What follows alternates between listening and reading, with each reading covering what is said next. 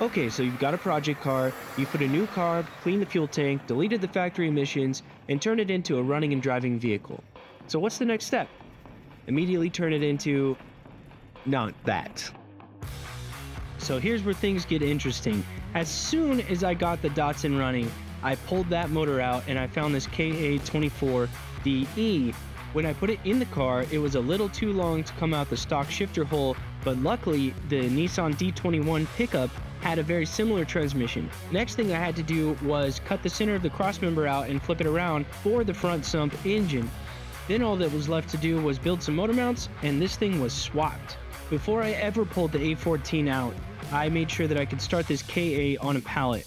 I had this nifty little box that used the stock ECU and it just used 3 relays. I got that motor started on the same day that I put it in.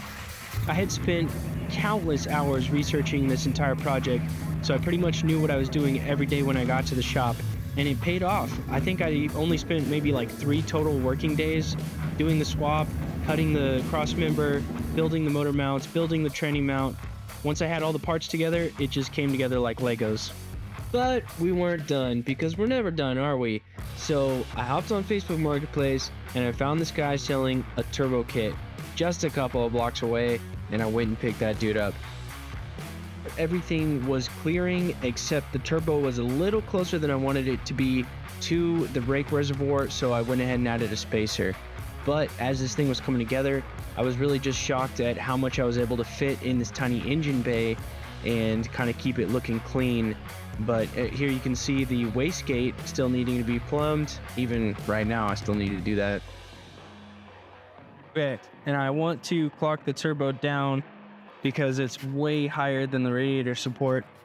So if it came straight down and then straight back, I'd hit the firewall in a place that I like better. Clocking the turbo was no big deal, but you gotta remember this is my first turbo job, so I also ended up plumbing the blow-off valve on the wrong side. I know now that that needs to be closer to the throttle body.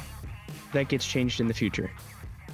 We're gonna go ahead and jump forward in time quite a bit because I'm kind of getting bored of the recap situation, and I want to show you the exciting stuff that we are doing currently.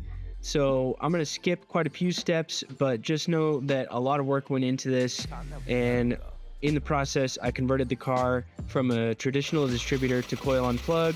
We got a custom ECU, a fuel cell, and a full interior finished, which I'll show off in a later video. But that's going to be it for now, guys. I'm really excited to show you the progress that we've made recently. We have selected a paint color, done some spray outs, and that's the stuff we'll be focusing on in the next video. Thanks for watching. Don't forget to like and subscribe, and make sure you check back for updates. We are actively working on this car, and it is changing every single day.